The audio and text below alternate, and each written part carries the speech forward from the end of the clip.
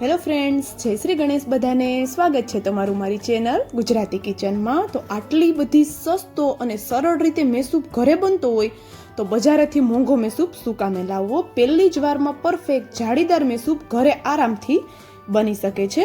મેં પણ આજે પહેલી જ વાર મેસૂબ ઘરે બનાવ્યો છે અને એકદમ જાળીદાર બનીને તૈયાર થયો છે. ખૂબ જ સરળ રેસીપી છે. જો તમે ક્યારેય ઘરે મેસૂબ ન બનાવ્યું હોય તો આ રીતે ચોક્કસથી ટ્રાય કરી જોજો. તમારી ઘરે પણ પહેલી જ વારમાં પરફેક્ટ જાળીદાર મેસૂબ બનીને તૈયાર થઈ જાય છે. અને આ આપણે જે રેસીપી બનાવીએ છીએ એકદમ સરળ રેસીપી છે, બધા આરામથી ઘરે બનાવી શકે છે. તો ચાલો બનાવવાનું શરૂ કરીએ. તો એના માટે આપણે અહીંયા 1 કપ જેટલો ચણાનો લોટ લીધો છે. લોટને આપણે ચાળી અને પછી જ ઉપયોગમાં લેવાનો છે. તો જો આપણે અહીંયા 1 કપ જેટલો ચણાનો લોટ લઈ લીધો છે. હવે એ સેમ કપનું માપ જ આપણે રાખવાનું છે. એ જ કપથી આપણે બધી વસ્તુ લેવાની છે. હવે હું આમાં 2 ચમચી જેટલો મેંદો એડ કરું છું. તો જો મેંદો એડ કરવાથી મેસૂબનો ટેસ્ટની સાથે એનો કલર પણ સરસ આવશે અને સાથે એનો ટેસ્ટ પણ સરસ આવશે. તો વધારે મેંદો એડ નથી કરવાનો. 1 કપની સામે માત્ર 2 ચમચી જેટલો જ મેંદો એડ કરવાનો છે. અને હવે મેં અહીંયા ઘી લીધું છે. તો ઘીને મેં ગરમ કરી અને એકદમ સરસ એવું એને પીગળાવી લીધું છે. તો હવે આપણે જે બેસન લીધો છે તેમાં એડ કરવાનો છે. અને બેસન આપણે અહીંયા ઝીણો જ ઉપયોગમાં લેવાનો છે. આપણે જાડો બેસન ઉપયોગમાં નથી લેવાનો. તો જો અહીંયા આપણે થોડું ઘી એડ કરી દેવાનું છે અને એકદમ સરસ એવું મિક્સ કરી અને એકદમ ગાંઠા ન રહે એ રીતે આપણે આની એક પેસ્ટ બનાવીને રેડી કરવાની છે. તો જો બધો ઘીનો ઉપયોગ અત્યારે આપણે નથી કરવાનો. જે કપથી આપણે બેસન લીધું હતું એ સેમ કપથી 1 કપ જેટલું આપણે અહીંયા ઘી લીધું હતું. તો જો અડધું ઘી મેં આમાં એડ કર્યું છે અને આવું આપણું અહીંયા એકદમ ગાંઠા વગરનું બેટર બનીને રેડી થઈ ગયું છે. તો જોઈ શકો છો તમે. તો જો બેટરમાં ગાંઠા ન રહે એનું આપણે ખાસ ધ્યાન રાખવાનું છે. અને જો આવી રીતે એકદમ સરસ એવું આપણું અહીંયા બેટર બનીને રેડી થઈ ગયું છે. અને હા, જો તમારે મેસૂબ આખું પ્રોપર એ ઘીમાં ન બનાવવું હોય તો તમે અડધું ઘી અને અડધું તેલ પણ ઉપયોગમાં લઈ શકો છો. પણ ઘીથી વધારે સારો ટેસ્ટ આવે છે. તો આપણે અહીંયા ઘીનો ઉપયોગ જ કરીએ છીએ. અને અહીંયા આપણે જે ડબ્બામાં કે જે વાસણમાં મેસૂબને ઢાળવું હોય એને આપણે પહેલેથી ગ્રીસ કરીને રાખી દેવાનું છે, કારણ કે પાછળથી આપણે સમય નહીં મળે. અને હવે આપણે મેસૂબ માટેની ચાસણી બનાવીએ. તો ડરવાની જરૂર નથી. વધારે કોઈ જ ચાસણીમાં મહેનત આપણે નથી કરવાની. તો જે કપથી આપણે બેસન લીધું હતો એ 1/2 કપ જેટલી મેં અહીંયા સુગર લીધી છે. તમે 1 કપ સુધી સુગર લઈ શકો છો જો તમારે વધારે ગળ્યું જોઈતું હોય તો. નહીતર 1/2 કપ જેટલી સુગર મીઠાશ માટે પરફેક્ટ રહેશે. અને એમાં અડધો કપ જેટલું પાણી એડ કરેલું છે. તો જો એકદમ સિમ્પલ એવું મેઝરમેન્ટ છે. 1 કપ બેસન છે એની સામે આપણે અહીંયા 1 કપ જેટલું ઘી, 1/2 કપ જેટલી સુગર ને અડધો કપ જેટલું પાણી લીધેલું છે. તો જો અહીંયા આપણી બધી સુગર ઓગળી ગઈ છે અને ચાસણીને આપણે થોડી વાર માટે ઉકળવા દેવાની છે. તો જો અહીંયા આપણે ચાસણીમાં થોડી ગડબડ થશે તો પણ મેસૂબ આપણો ખરાબ નથી થવાનો. જો થોડી ઓછી ચાસણી રહી જશે તો થોડી વાર આપણે એને બેસન એડ કર્યા પછી વધારે પકવવાનો રહેશે.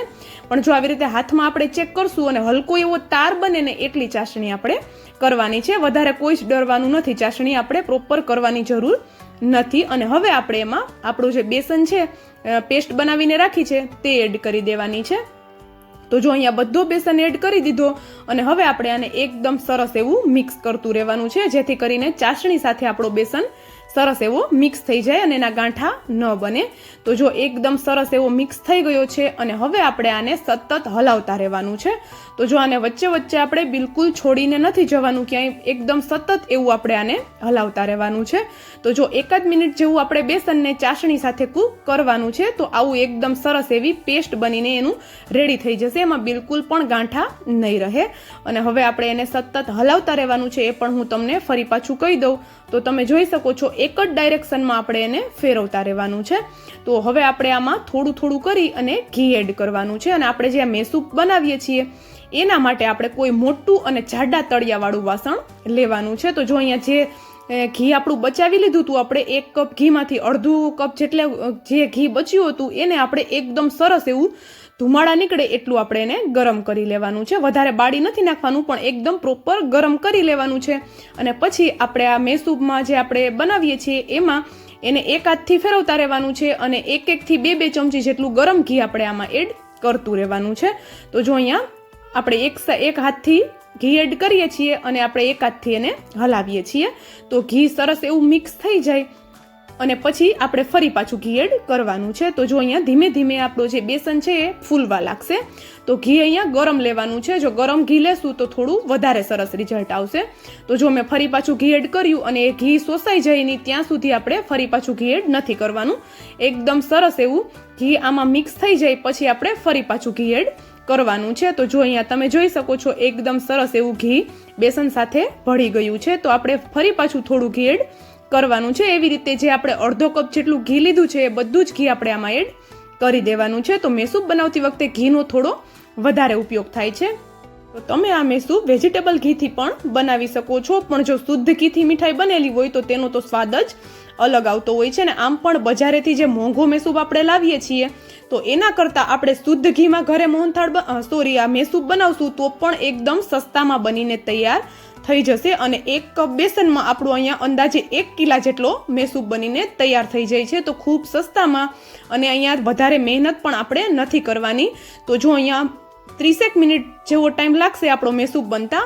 અંદાજે હું તમને કહું છું 25 થી 30 મિનિટમાં આપણો મેસૂબ બનીને તૈયાર પણ થઈ જશે. તો જો થોડી વારે એ જ રીતે હું ફેરવતા રહું છું, એક હાથથી સતત અને એક હાથથી થોડું ઘી એડ કર્યા રાખું છું. તો જોઈ શકો છો તમે બેસનનું ટેક્સચર હવે જે આપણી કડાઈ છે એને છોડવા લાગ્યો છે અને એકદમ સરસ એવો ફૂલવા લાગ્યો છે. તો લાસ્ટનું જે ઘી બચ્યું હતું એ પણ મેં એડ કરી દીધું અને હવે આપણે ગેસની ફ્લેમ ફાસ્ટ કરી દેવાની છે. તો જો હું તમને પહેલાં કહેતા ભૂલી ગઈ કે શરૂઆતમાં આપણે ગેસની ફ્લેમ મીડિયમ અથવા તો સ્લો રાખી અને થોડું ઘી એડ કરવાનું છે અને આપણે લોટને શેકવાનો છે અને ફેરવતા રહેવાનો છે.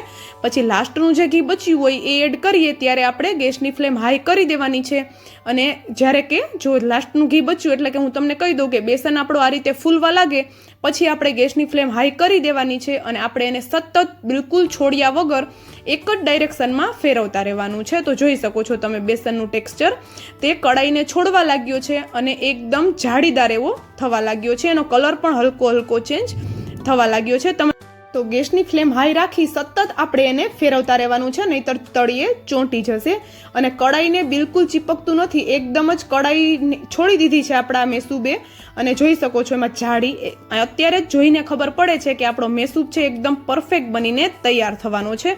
અને જો કેટલો ફૂલવા લાગ્યો છે, એકદમ સરસ એવો આપણો મેસૂબ ફૂલી ગયો છે. અને હાથની અહીંયા થોડી એક્સરસાઇઝ થશે પણ રિઝલ્ટ એટલું જોરદાર આવશે કે બધા ઘરમાં ખુશ થઈ જશે. અને જો કોઈ બહારથી મહેમાન આવ્યા હશે તો એ પણ પૂછશે કે તમે આ મેસૂબ ક્યાંથી લાવ્યા. તો જોઈ શકો છો એનું ટેક્સચર એકદમ ફૂલી ગયો છે, એકદમથી જાળીદાર થઈ ગયો છે અને સાઈડમાંથી હલકું ઘી પણ છૂટવા લાગ્યું છે. તો આપણો મેસૂબ અહીંયા પરફેક્ટ એવો કૂક થઈને રેડી થઈ ગયો છે. તો સાઈડમાં જે આપણે ડબ્બો કે જે પણ આપણે વાસણ છે એ ગ્રીસ કરીને રાખ્યું હતું એમાં તરત જ આપણે એને પલટાવી દેવાનો છે. બિલકુલ વાર નથી લગાડવાની અને એકદમ હલકા હાથે પલટાવવાનો છે જેથી કરીને એની જાળીઓ તૂટી ન જાય. અને આવી રીતે એકદમ જલ્દીથી ઉપરથી એકદમ હલકા હાથે હલકું એવું સેટ કરવાનું છે. વધારે આપણે એને પ્રોપર સેટ નથી કરવાનું, કારણ કે જો વધારે સેટ કરશું તો એની જાળીઓ છે એ વિખાઈ જશે.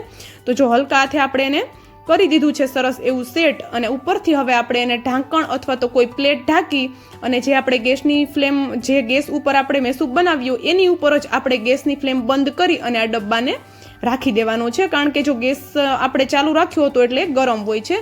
તો એની ગરમીથી અને જે આ લોટ છે એની ગરમીથી આપણા મેસૂબમાં 2 લેયર બનીને તૈયાર થશે. કે અંદરથી જે બજારેથી લાવીએ છીએ અને કેવો બ્રાઉન પાર્ટ નીકળે છે એવો જ મેસૂબ આપણો અહીંયા બનીને તૈયાર થશે. તો જો અડધી કલાક પછી હું ચેક કરું તો હજી ડબ્બો ખૂબ જ ગરમ છે.